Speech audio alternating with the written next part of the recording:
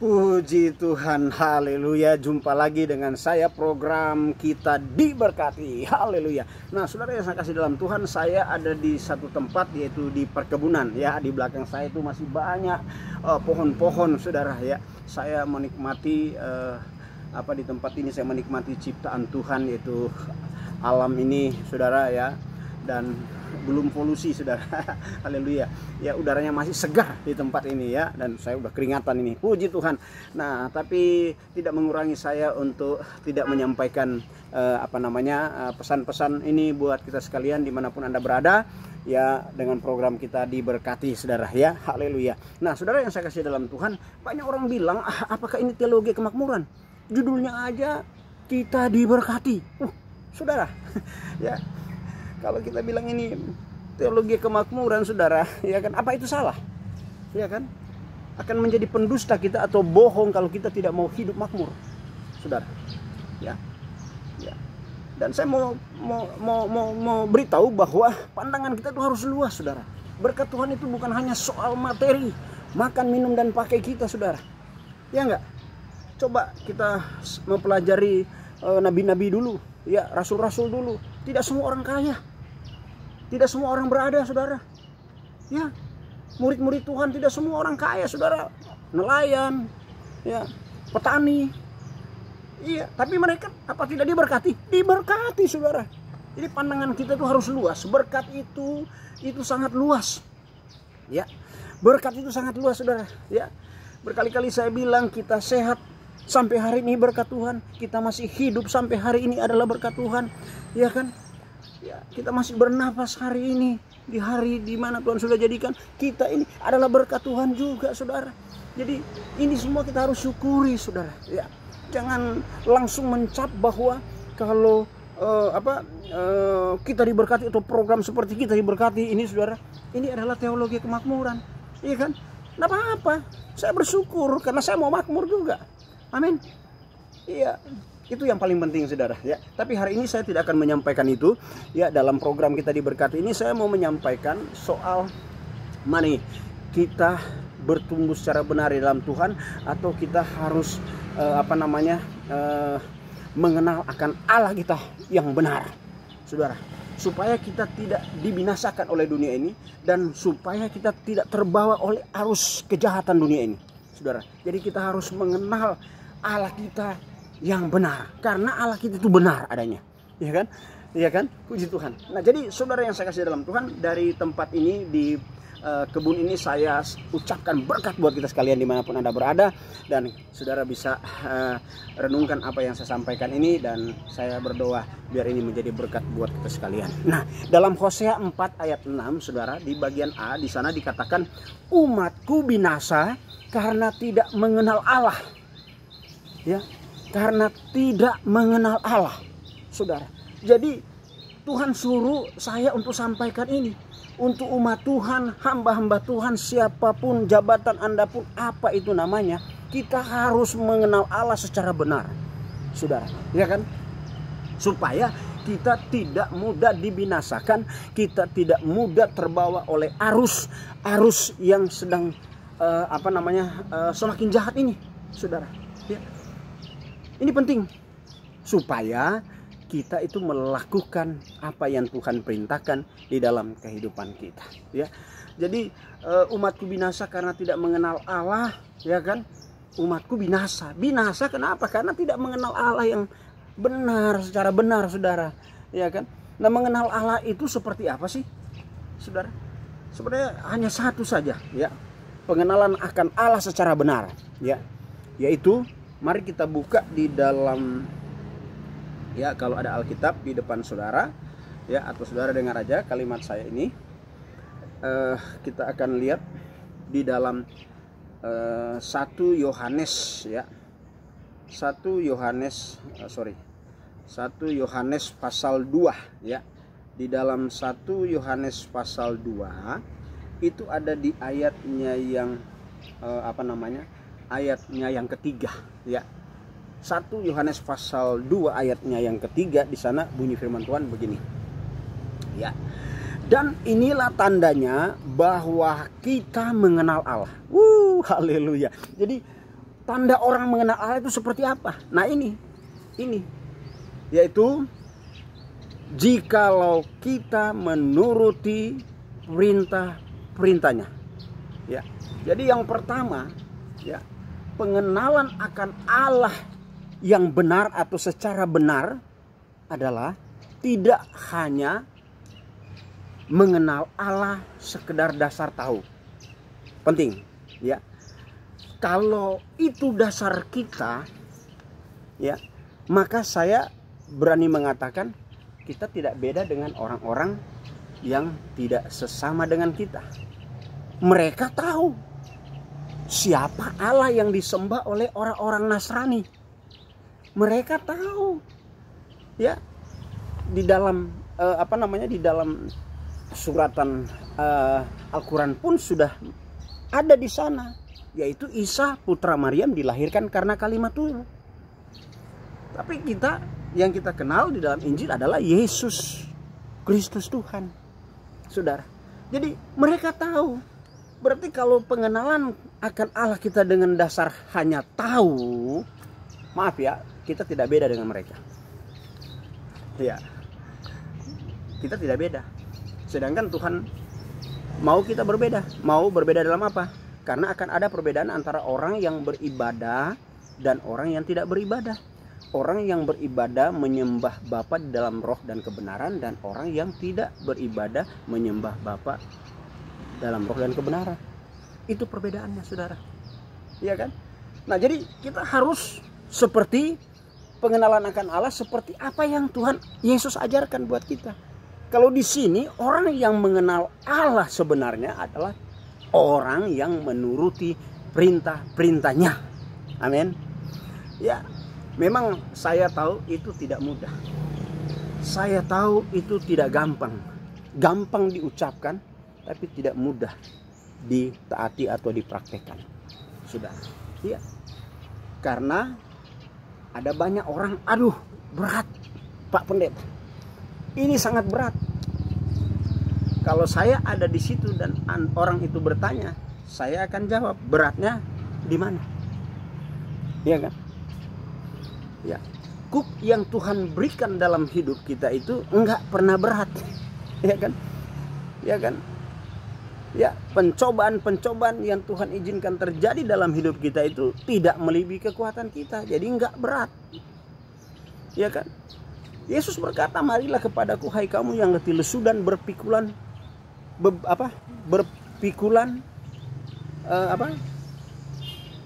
marilah kepadaku hai kamu yang letih lesu dan berpikulan beban berat. Iya kan? Dan belajarlah daripadaku karena aku rendah hati dan lemah lembut, dan kuk yang kupasang, ya, dan bebanku pun ringan. Jadi tidak berat, saudara. Tidak berat. Siapa bilang yang berat, saudara? Ya mungkin ya orang yang bilang, aduh berat Pak Pendeta. Saya akan jawab lagi, karena Anda tidak mau melakukan perintah Tuhan. Coba Anda akan lakukan perintah Tuhan, ya kan? Itu semua ringan adanya, ya kan?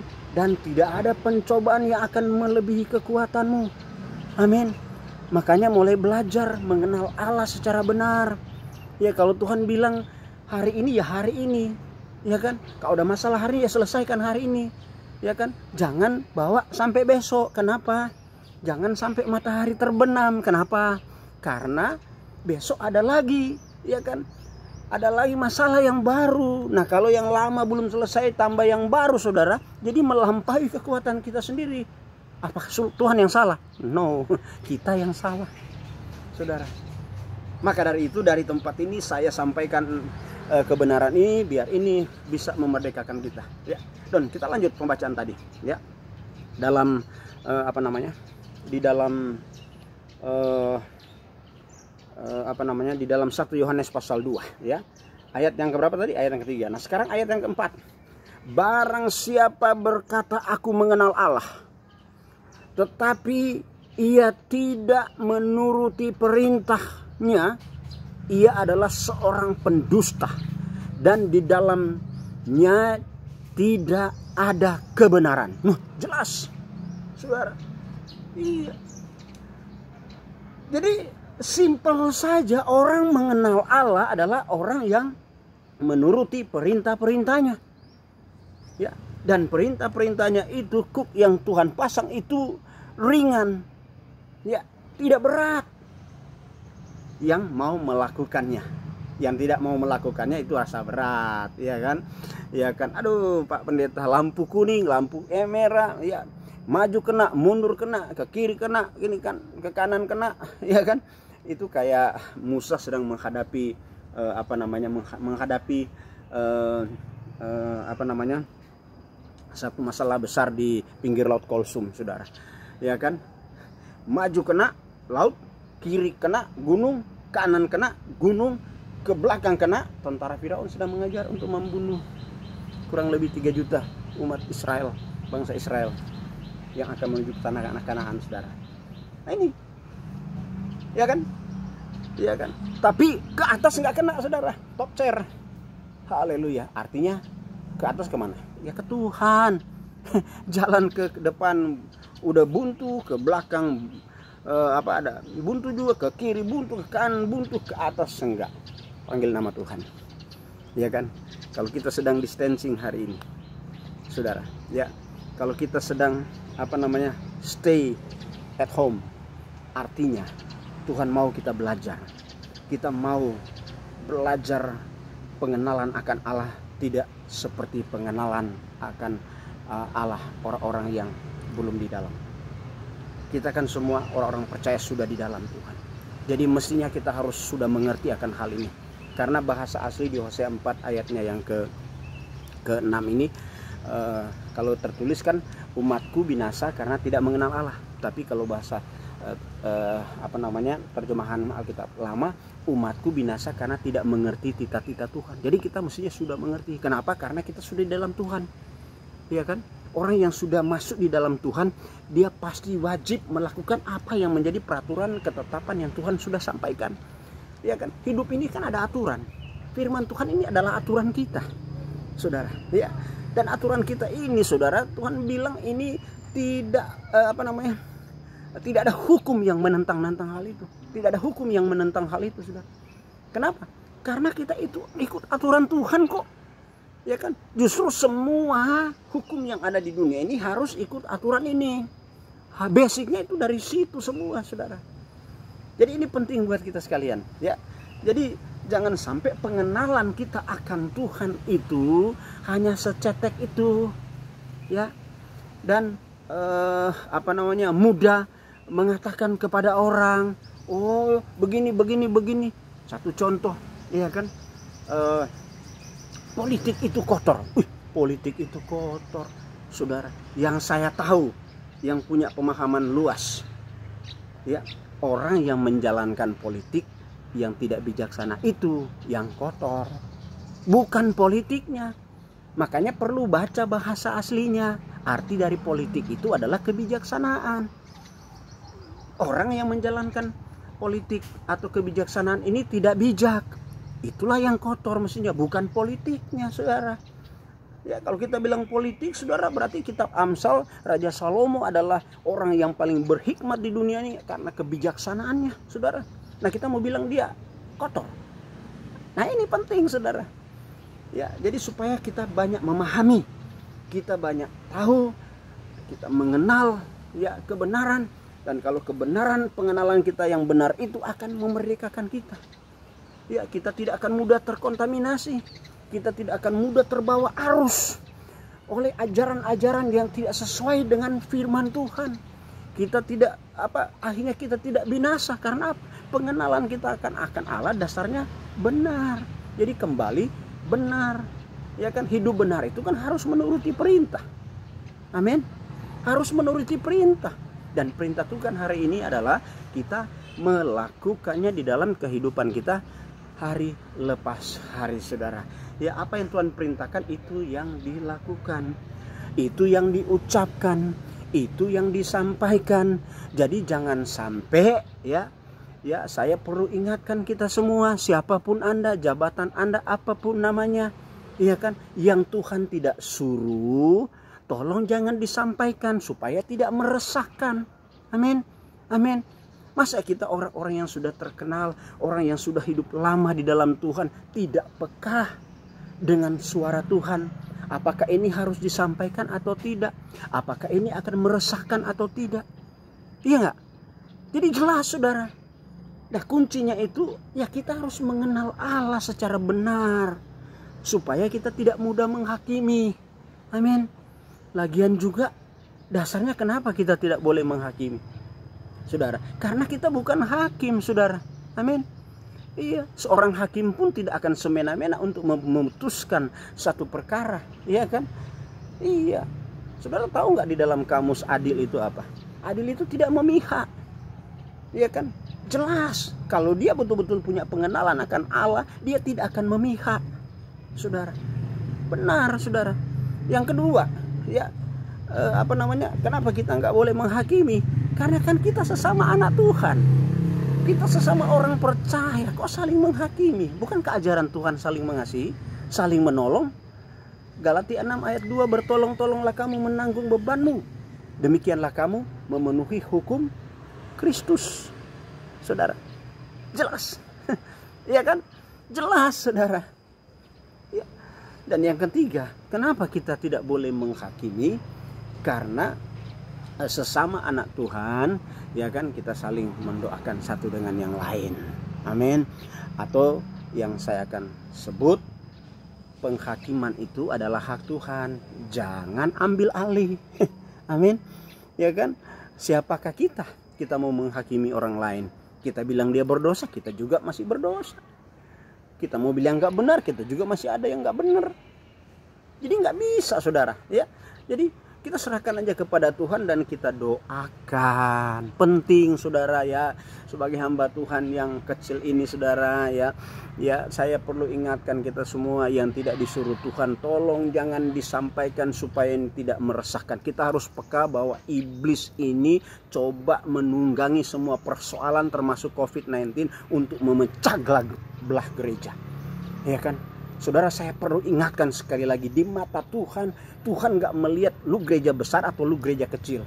Ya kan? Tuhan gak melihat lu gereja aliran karismatik atau bukan.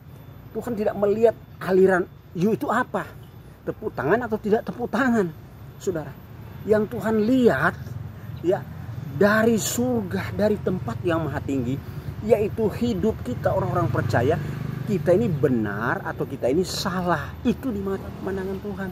Tuhan gak melihat soal agama kita, Tuhan juga gak melihat soal aliran kita, soal gereja kita, enggak. Tuhan melihat lu benar atau kita benar ini atau kita salah, itu. Nah saudara yang saya kasih dalam Tuhan, kita harus belajar terus ya selama kita masih hidup saudara ya. Apalagi sekarang distancing ya, kita stay at home ini perlu, ini kesempatan untuk kita banyak belajar ya, mendalami maksud, mendalami rencana Tuhan itu seperti apa, dan maksud Tuhan itu ada kejadian-kejadian seperti ini itu apa gitu, supaya apa, kita tidak mudah binasa ya kan. Umat Tuhan binasa karena tidak mengenal, tapi kalau kita sudah mengenal kan kita tidak mudah terbawa oleh kebinasan. Kita juga tidak mudah untuk terbawa oleh arus ajaran-ajaran yang tidak sesuai ya kan. Cuma kutip ayat ini belum disampaikan. Iya kan? Padahal semua ayat itu tidak bisa dipisahkan. Dari Kejadian sampai Wahyu itu bertalian kayak mata cincin atau kayak cincin. Itu tidak ada tidak putusnya. Itu bertalian semua saudara. Ya. Jangan sampai kita cuma petik satu ayat kita hakimi orang lain. Nggak bisa saudara. Ya, belajarlah ya. Mari kita belajar. Ini kita lagi ada di rumah ya. Ya. Artinya tidak kuliah aja kita dapat titel loh, Dokter Andes di rumah saja. Haleluya. Nah itu sebabnya dari tempat ini saya ucapkan berkat ini, dan biarlah ini boleh menjadi berkat kita, berkat untuk kita semua. Dan saya mau berdoa buat saudara ya. Saya selalu tetap berdoa dalam program ini. Saya sudah sudah sampaikan kepada Tuhan bahwa saya harus tetap berdoa untuk teman-teman atau saudara-saudara atau sidang jemaat dimanapun kita berada ya. Mari kita berdoa. Bapa di surga, hamba berdoa dari tempat ini apa yang Tuhan taruh di hati hamba sudah hamba sampaikan kepada umat-Mu. Hamba mengasihi umat-Mu dan terlebih hamba mengasihi Engkau Tuhan. Hamba lepaskan berkat buat mereka yang sakit di rumah atau di rumah sakit, yang sudah terkontaminasi dengan virus juga. Kuperintahkan keluar Almanis. Terima kasih Tuhan. Terima kasih. Apa yang Engkau telah buat di dunia ini itu adalah yang terbaik di dalam kehidupan kami. Kami tidak perlu ragu, kami tidak perlu takut, karena kami percaya bahwa Engkau tetap ada, ya. Engkau tetap tidak pernah berubah. Engkau yang awal dan yang akhir. Engkau juga senantiasa memperhatikan kami secara istimewa. Itu sebabnya hamba menyerahkan umat-Mu ya Tuhan, yang juga punya masalah, yang punya pergumulan saat ini Tuhan. Yang lemah Engkau kuatkan, yang terikat Engkau lepaskan, yang berbeban berat berikan kelegaan ya Tuhan. Dan yang berdosa terlebih ya Tuhan, hamba berdoa secara khusus di dalam nama Yesus, ingatkan mereka bahwa Engkau sudah mati di kayu salib, darah sudah tertumpah, tubuh tercabik-cabik oleh karena dosa dan kejahatan kami, sudah mengampuni kami. Dengan mulut kami percaya kami diselamatkan, dengan mulut kami mengaku kami diampuni. Terima kasih Bapa, terima kasih Tuhan Yesus, terpujilah nama-Mu. Dari tempat ini saya ucapkan berkat dalam nama Tuhan Yesus, haleluya. Nah saudara yang saya kasih dalam Tuhan, kita akan jumpa lagi di dalam program yang sama, kita diberkati, haleluya, haleluya. Dan kalau boleh ya saya ucapkan dari tempat ini, tolong di subscribe ya, karena saya juga merindukan pelayanan lebih luas lagi lewat pelayanan di YouTube ya. Seperti ini kan kita melayani lewat lewat telekonferensi, lewat video call, lewat Zoom ya. Ini semua kan adalah rencana Tuhan yang indah. Jadi kalau boleh ya minta tolong di subscribe supaya pelayanan ini lebih luas dan Anda sudah ikut bersama-sama di dalam pelayanan ini. Tuhan Yesus memberkati kita sekalian. Haleluya. Amin.